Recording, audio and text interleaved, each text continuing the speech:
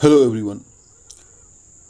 इस वीडियो में हम लोग एंशियंट हिस्ट्री के यूपीएससी और जितने भी पीसीएस एग्जाम्स हैं उनमें जो क्वेश्चंस पूछे गए हैं उसको देखेंगे और चैप्टर होगा पाषाण काल।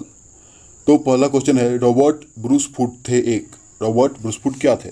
तो भूगर्भ वैज्ञानिक और पुरातत्वविद, इसका पुरातत्वविद, इसका आंसर दोनों होगा, भूगर्भ वैज्ञानिक और पुरातत्वविद। दूसरा क्वेश्चन है, कोपेनहेगन संग्रहालय की सामग्री से पाषाण, कांस्य और लौह युग का त्रियुगीय विभाजन किया था। मतलब कोपेनहेगन संग्रहालय से पाषाण, कांस्य और लौह युग में त्रियुगीय विभाजन किसने किया था? तो ये किया था थॉमसन ने। थर्ड क्वेश्चन जो हमारा है वो है, और ये सारे क्वेश्चंस पूछे हैं। अब ये देखिए, ये जो क्वेश्चन है वो यूपी पीसीएस मेंस में 2006 में पूछा हुआ है। ठीक है, यूपी पीसीएस प्री में ये क्वेश्चन, जो पिछला क्वेश्चन था वो 2010 का पूछा था। उत्खनित, तीसरा क्वेश्चन, उत्खनित प्रमाणों के अनुसार पशुपालन का प्रारंभ हुआ था। तो पशुपालन का प्रारंभ हुआ था मध्य पाषाण काल में। ठीक है, पशुपालन का प्रारंभ हुआ था मध्य पाषाण काल में। चौथा क्वेश्चन है, मध्य पाषाणिक प्रसंग में पशुपालन के प्रमाण जहां से मिले हैं वह स्थान है। मतलब कहां से पशुपालन के प्रमाण मिले हैं? तो यह है आदमगढ़ से। इसका आंसर होगा आदमगढ़ से पशुपालन के प्रमाण मिले हैं। फिफ्थ क्वेश्चन, निम्नलिखित में से किस स्थल से हड्डी के उपकरण प्राप्त हुए हैं? तो इसका आंसर होगा महदहा से और सराय नाहर राय से। याद रखेंगे, महदहा और सराय नाहर राय, ये क्वेश्चन रिपीट हुआ है कई बार। सिक्स्थ क्वेश्चन है कि हड्डी से निर्मित आभूषण भारत में मध्य पाषाण काल के संदर्भ में प्राप्त हुए हैं। तो ये कहाँ से? तो वही महदहा और सराय नाहर राय से। महदहा से बड़ी मात्रा में जो हड्डी के उपकरण प्राप्त हुए हैं और सराय नाहर राय से अल्प मात्रा में। तो याद रखेंगे। सेवेंथ क्वेश्चन, एक ही कब्र से 3 मानव कंकाल निकले हैं। कहाँ से? तो दमदमा से। एक ही कब्र से 3 मानव कंकाल दमदमा से। एट्थ क्वेश्चन है, खाद्यान्नों की कृषि सर्वप्रथम प्रारंभ हुई थी। तो खाद्यान्नों की कृषि सर्वप्रथम कहाँ प्रारंभ हुई थी, कब प्रारंभ हुई थी? तो नवपाषाण काल में। भारत में मानव का सर्वप्रथम साक्ष्य कहाँ से मिलता है? नर्मदा घाटी से। ये सब लोग जानते हैं। ये डी इसका आंसर होगा कि सर्वप्रथम मानव का साक्ष्य कहाँ से मिलता है भारत में? तो नर्मदा घाटी से। 10वां क्वेश्चन है कि भारत प्रथम मानव जीवाश्म भारत की किस नदी घाटी से प्राप्त हुआ है? सेम क्वेश्चन है, इसका भी आंसर होगा नर्मदा घाटी से। 11वां क्वेश्चन है कि मानव द्वारा सर्वप्रथम प्रयुक्त अनाज था। तो ये इजी क्वेश्चन है, जौ इसका आंसर होगा। ठीक है, कि सबसे पहले मनुष्य ने किस अनाज का प्रयोग किया, किस अनाज को उगाया? तो वो जौ। 12वां, भारतीय उपमहाद्वीप में कृषि के प्राचीनतम साक्ष्य प्राप्त हुए हैं। तो कृषि के प्राचीनतम साक्ष्य कहाँ प्राप्त हुए हैं? लहुरादेव में। 13वां क्वेश्चन है कि भारतीय उपमहाद्वीप में कृषि के प्राचीनतम साक्ष्य प्राप्त हुए हैं। तो कृषि के प्राचीनतम साक्ष्य हुए हैं मेहरगढ़ से। अभी देखिए, क्वेश्चन सेम था, आंसर अलग अलग गया। मैं आपको बता दूं कि लहुरादेव से जो साक्ष्य प्राप्त हुए हैं वो 9000 ईसा पूर्व से 7000 ईसा पूर्व के हैं, और मेहरगढ़ से जो साक्ष्य प्राप्त हुए हैं कृषि के वो 7000 ईसा पूर्व के हैं। तो जब आंसर में, ऑप्शन में आपको लहुरादेव रहेगा तो लहुरादेव आंसर होगा, लेकिन यदि लहुरादेव नहीं रहेगा तो मेहरगढ़ आंसर होगा। ठीक है। 14वां क्वेश्चन है कि भारतीय उपमहाद्वीप में कृषि के प्राचीनतम साक्ष्य कहाँ से प्राप्त हुए हैं? तो कृषि के प्राचीनतम साक्ष्य प्राप्त हुए मेहरगढ़ से। अभी हम लोग देखे थे। 15वां क्वेश्चन है कि नवपाषाण युग में भारतीय उपमहाद्वीप के उत्तर पश्चिमी क्षेत्र में निम्नलिखित में से किस स्थान पर कृषि के अभ्युदय के प्रारंभिक प्रमाण प्राप्त हुए हैं? वही क्वेश्चन है, अलग तरीके से दिया गया है, मेहरगढ़ आंसर होगा। 16वां क्वेश्चन है कि भारत में पशुपालन एवं कृषि के प्राचीनतम साक्ष्य प्राप्त हुए हैं। तो पशुपालन और कृषि, तो इसके प्राचीनतम साक्ष्य प्राप्त हुए हैं मेहरगढ़ से। यदि लहुरादेव आंसर रहता तो लहुरादेव होता आंसर, ऑप्शन में रहता। तो 17वां क्वेश्चन है कि उस स्थल का नाम बताइए जहां से प्राचीनतम अस्थायी जीवन के प्रमाण मिले हैं।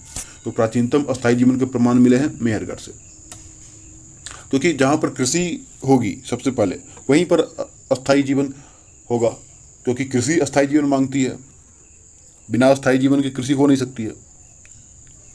18वां क्वेश्चन है कि निम्नलिखित में से किस स्थानों से मध्य पाषाण काल में पशुपालन के प्रमाण मिले हैं? तो मध्य पाषाण काल में पशुपालन के प्रमाण मिले हैं बागौर से। याद रखिएगा कि मध्य पाषाण काल में पशुपालन के प्रमाण मिले हैं बागौर से। 19वां क्वेश्चन है कि निम्नलिखित में से किसको चालकोलिथिक युग भी कहा जाता है? तो ताम्रपाषाण युग को चालकोलिथिक युग भी कहा जाता है। 20वां क्वेश्चन है, 20वां क्वेश्चन है, निम्न में से किस एक पुरा स्थल से पाषाण संस्कृति से लेकर हड़प्पा सभ्यता तक के सांस्कृतिक अवशेष प्राप्त हुए हैं? तो ये जगह है मेहरगढ़ में हड़प्पा से लेकर के और पाषाण काल से लेकर के और हड़प्पा संस्कृति तक के सांस्कृतिक अवशेष प्राप्त हुए हैं मेहरगढ़।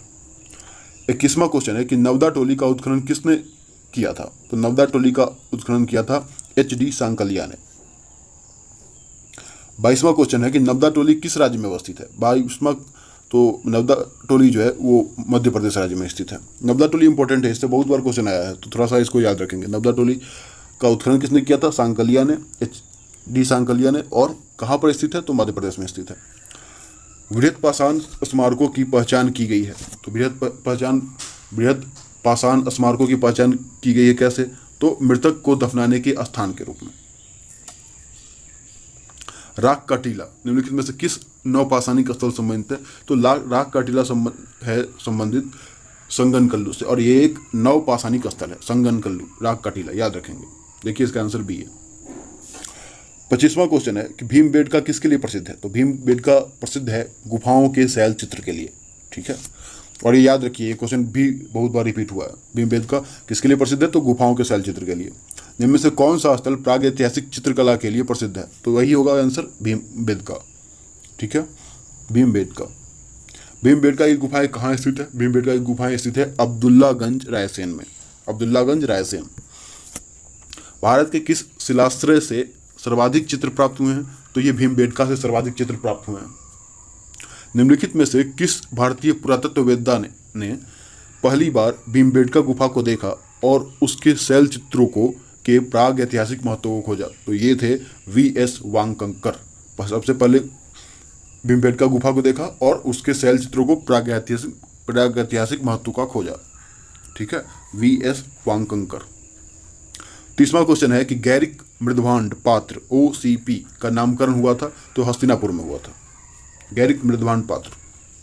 31वां क्वेश्चन है ताम्राश्म काल में महाराष्ट्र के लोग मृतकों को घर के फर्श से के नीचे किस तरह रखकर दफनाते थे? तो ये महाराष्ट्र के लोग दफनाते थे उत्तर से दक्षिण की ओर, और साउथ इंडिया में दफनाते थे पूरब से पश्चिम। 32वां क्वेश्चन है कि निम्नलिखित में से किस स्थल से मानव कंकाल के साथ कुत्ते का कंकाल भी सावधान में से प्राप्त हुआ है? तो ये इसका आंसर होगा बुर्जहोम। बुर्जहोम में मानव कंकाल के साथ कुत्ते का भी कंकाल प्राप्त हुआ है, बुर्जहोम से। 33वां क्वेश्चन है कि निम्नलिखित में से किस स्थान पर मानव के साथ कुत्ते को दफनाए जाने का साक्ष्य मिला है? तो सेम क्वेश्चन है, बुर्जहोम आंसर होगा। गर्त आवास के साक्ष्य प्राप्त हुए हैं, गर्त आवास के साक्ष्य प्राप्त हुए हैं बुर्जहोम से। विंध्य क्षेत्र के किस शिलाश्रय से सर्वाधिक मानव कंकाल मिले हैं? तो सर्वाधिक मानव कंकाल मिले हैं बुर्जहोम के लेखैया क्षेत्र से, वे विंध्य क्षेत्र के लेखैया क्षेत्र से। नीचे दो कथन दिए गए हैं, एक को कथन अभिकथन A असर्शन तथा दूसरे को कारण R रीजन कहा गया है। तो अभिकथन A, विंध्य क्षेत्र के पाषाण युगीन लोगों ने नूतन भूतल काल में के अंत में गंगा घाटी में प्रव्रजन किया, और असर्शन ये था, और रीजन कह रहा है कि जलवायु परिवर्तन के कारण इस काल में शुष्कता का चरण था। इसका आंसर होगा, दोनों सही है, A और R दोनों सही है, और सही व्याख्या है R A की। इसका आंसर ये है, A और R दोनों सही है और तथा R A की सही व्याख्या। 37वां क्वेश्चन है कि भारतीय पुरातत्व सर्वेक्षण निम्नलिखित विभागों मंत्रालयों में से किसका संलग्न कार्यालय है? तो ये संस्कृति मंत्रालय का संलग्न कार्यालय है। भारतीय पुरातत्व सर्वेक्षण जो मंत्रालय है उसका जो कार्यालय है वो संस्कृति मंत्रालय का भी कार्यालय है। भारतीय पुरातत्व का जनक किसे माना जाता है? तो इसको ये माना जाता है अलेक्जेंडर कनिंघम को। अलेक्जेंडर कनिंघम को भारतीय पुरातत्व का जनक माना जाता है। राष्ट्रीय मानव संग्रहालय कहाँ पे है? तो ये है भोपाल में, राष्ट्रीय मानव संग्रहालय भोपाल में। तो ये था हमारा आज का है ना वीडियो, जिसमें हम लोगों ने पाषाण काल के 39 जो क्वेश्चन PCS एग्जाम्स में पूछे गए हैं, और UPSC में का तो क्वेश्चन इसमें नहीं था, लेकिन आगे हम लोग देखेंगे। तो ये था, और आगे भी हम लोग वीडियो के माध्यम से सारा पूरा एंशिएंट हिस्ट्री पूरा करेंगे। ठीक है, thank you, have a nice day.